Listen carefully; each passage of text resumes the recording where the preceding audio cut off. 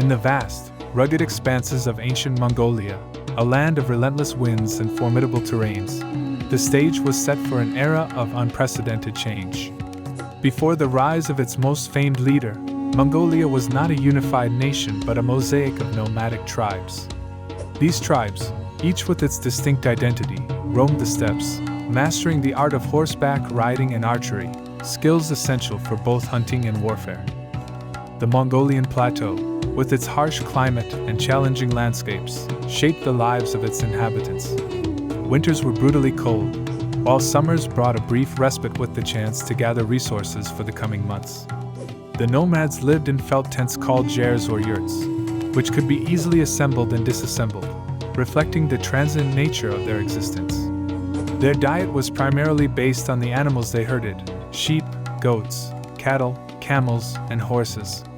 Fermented mare's milk, known as arag, was a popular drink, and dried curds served as a snack during long journeys.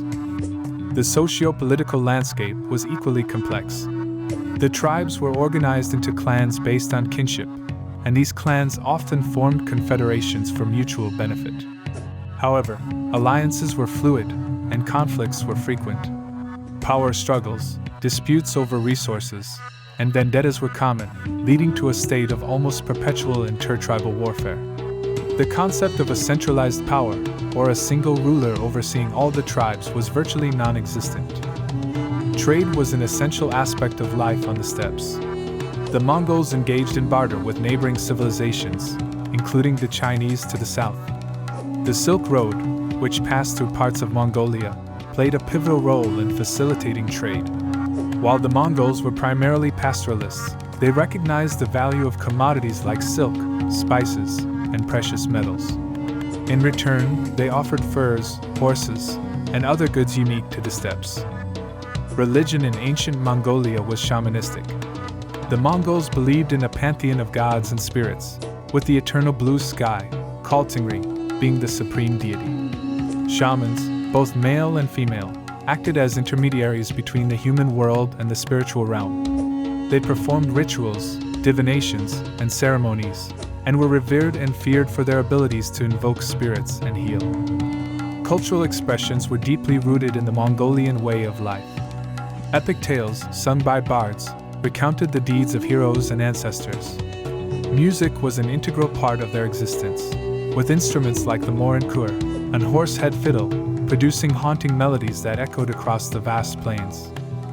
In this intricate tapestry of tribes, traditions, and tumults, the seeds of unity were yet to be sown. The vast steppes of Mongolia awaited a force that would harness its fragmented might, channeling the indomitable spirit of its people into an empire that would leave an indelible mark on world history. In the heart of the Mongolian steppes, amid the tumultuous tapestry of warring tribes and shifting allegiances, a child named Temujin was born, destined to reshape the contours of the known world. This child, later known as Genghis Khan, came into the world clutching a blood clot, a sign, as the shamans proclaimed, of a future leader and warrior. Temujin's early life was marred by hardship and tragedy. Born around 1162 to the noble family of the Kiet clan, he was the eldest son of Yasujai, a chieftain of some renown. However, when Temujin was merely 9, his father was poisoned by a rival Tatar clan. This act thrust the young boy into a world of political intrigue and treachery far earlier than most. The Kiet clan, seeing no value in supporting a leaderless family, abandoned them, leaving Temujin's mother, Polan, to fend for her young children in the unforgiving landscape of the steppes. The family's descent into poverty was swift. They survived primarily on foraged fruits, marmots, and the occasional fish from the Onan River. These years of destitution and struggle imbued young Temujin with a resilience and a burning ambition. It was during these formative years that he killed his half-brother, Bektar, in a dispute over food, a stark testament to the harsh realities of their existence. Despite these challenges, or perhaps because of them, Temujin displayed an uncanny ability to forge alliances. He recognized the importance of loyalty and merit over mere blood ties. One of his earliest and most enduring alliances was with Jamuka, a boy from a neighboring tribe. Their bond, forged in the crucible of shared adversities, would later be tested on the battlefields of Mongolia. Another significant relationship was with Borte, whom he married at a young age. She would become not only his chief consort but also a trusted advisor. However, their union was not without its trials.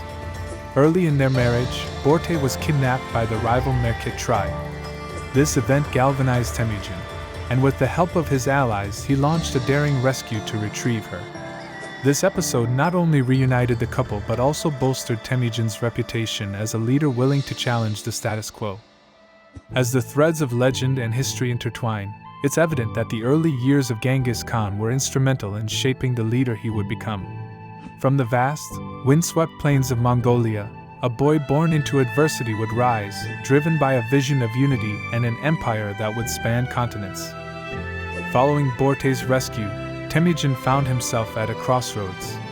The audacity of the Merkits had been a direct challenge to his authority and standing among the tribes. Instead of seeking immediate vengeance, he displayed a keen political acumen. Recognizing the importance of consolidating his power base, Temujin began forging alliances with key Mongol chieftains and tribal leaders. His bond with Togrul, the Khan of the Karates, and his sworn brotherhood with Jamukha, though it would later be tested, provided him with crucial support during these formative years. However, the unity of the Mongol tribes was far from a foregone conclusion. Intertribal rivalries and vendettas ran deep, and the Mongolian plateau was a cauldron of competing ambitions. Temujin's vision of a united Mongol nation required not just military prowess but also diplomatic finesse. He introduced a meritocratic system, breaking from the age-old tradition of tribal loyalty and promoting warriors based on their abilities rather than lineage. This move not only bolstered his ranks with skilled fighters but also engendered fierce loyalty among his followers. One of the most intriguing reforms he initiated was the Yasa, a code of laws that sought to bring order to Mongol society. While its exact provisions remain a matter of debate among historians, it's widely believed that the Yasa laid down rules for everything from family and property rights to criminal justice. This legal code, combined with his efforts to integrate the Mongol tribes into a cohesive military force, laid the foundation for what would become the world's largest contiguous empire. Yet, the shadows of rivalry loomed large. Jamukha, once a close ally, began to drift away, disturbed by Temujin's radical departure from Mongol traditions. Their differing visions for the Mongol people, one rooted in the aristocratic past and the other looking toward a united future, would inevitably lead to conflict. The stage was set for a showdown between the two great leaders, a clash that would determine the fate of the Mongolian steppes. Following the intricate dance of alliances and the establishment of the Yasa, the Mongolian plateau was on the cusp of a transformation. Temujin, the visionary leader at the heart of this whirlwind of change, found himself facing challenges both from external tribes and internal dissent. The rift between him and his once sworn brother, Jamukha, had grown into a chasm, and the Mongolian steppes echoed with the drums of impending conflict. The ideological divide between Temujin and Jamukha was more than just personal. It was a clash of visions for the future of the Mongol people. While Jamukha championed the aristocratic status quo, with its rigid hierarchies and tribal divisions, Temujin envisioned a united Mongol nation, bound not by lineage but by loyalty and merit. This divergence in beliefs culminated in a series of battles, with each leader rallying their supporters to their cause. The most significant of these confrontations was the Battle of Dallin Bal's Hut. In this fierce engagement, Jamukha's traditionalist forces clashed with Temujin's reformist army.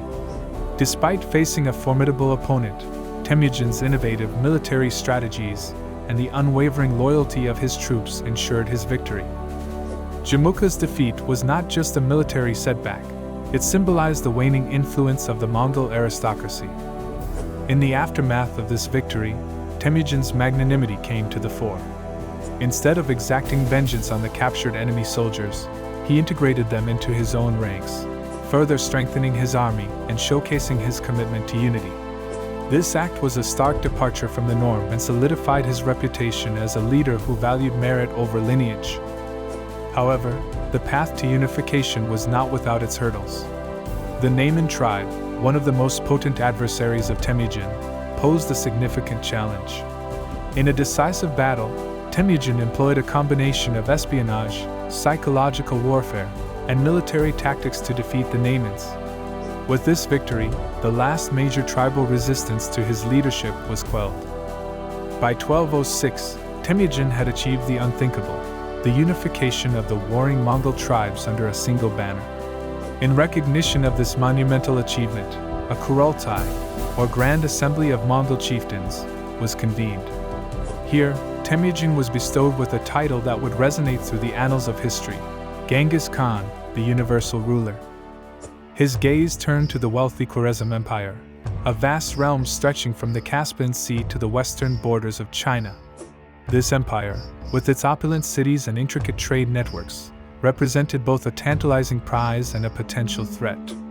Initial overtures for trade and diplomatic relations were made, but a fateful miscalculation by the Khwarezm Shah, who executed Genghis Khan's trade envoy, set the stage for a conflict of epic proportions. With a sense of righteous fury, Genghis Khan marshaled his forces and launched a campaign against the Khwarezm Empire. Employing a blend of swift cavalry tactics, siege warfare, and psychological strategies, the Mongols swept through city after city. The legendary Silk Road city of Samarkand, with its towering walls and storied history, fell after a mere 5 days of siege.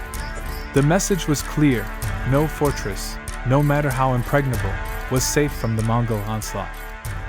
Yet, it wasn't just raw military power that underpinned Genghis Khan's campaigns. He was a master strategist, often using espionage and local discontent to his advantage. In many conquered regions, he would co-opt local administrators and integrate them into his governance structure, ensuring a smoother transition of power.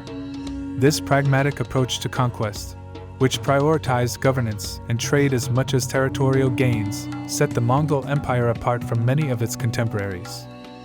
However, the vastness of the territories now under Mongol control also posed logistical and administrative challenges. Genghis Khan responded by initiating a series of reforms aimed at streamlining governance. The empire was divided into provinces, each overseen by a governor, and a postal relay system, known as the Yam, was established. This intricate network of horseback couriers ensured swift communication across the vast stretches of the empire, from the steppes of Mongolia to the heartlands of Persia. Amidst this whirlwind of conquests and administrative endeavors, Genghis Khan also displayed a curious mind. He held audiences with scholars, merchants, and emissaries from distant lands, eager to learn about the world beyond his domains. Tales of European knights, Indian elephants, and the intricate politics of the Chinese courts were all absorbed with keen interest. China, during this period, was fractured. The Jin dynasty controlled the north, while the Song dynasty held sway in the south. The Jin, who had once demanded tribute from the Mongols and considered them mere barbarians, now faced the very real prospect of a Mongol invasion. Genghis Khan, ever the strategist, recognized the importance of subduing the Jin to secure his eastern flank and to gain control over the wealth and resources of northern China. The campaign against the Jin was both methodical and relentless. City after city fell to the Mongols, with the siege of Zhongdu, modern-day Beijing, being particularly notable. The city's formidable defenses and determined resistance were eventually overcome, and in 1215, Zhongdu capitulated. The fall of such a significant city was not just a military triumph, but also a psychological one, signaling the Mongols' ability to conquer even the most fortified and sophisticated of urban centers. Yet, Genghis Khan's approach to China was not solely based on brute force. He was deeply curious about Chinese culture, technology, and governance. Recognizing the advanced state of Chinese agriculture, engineering, and bureaucracy, he incorporated Chinese experts into his administration. These advisors introduced the Khan to the intricacies of governing sedentary populations and managing vast agrarian economies. While the Mongol juggernaut seemed unstoppable, challenges persisted. The intricate mountainous terrain of the south and the resilience of the Song dynasty meant that complete control of China remained elusive during Genghis Khan's lifetime.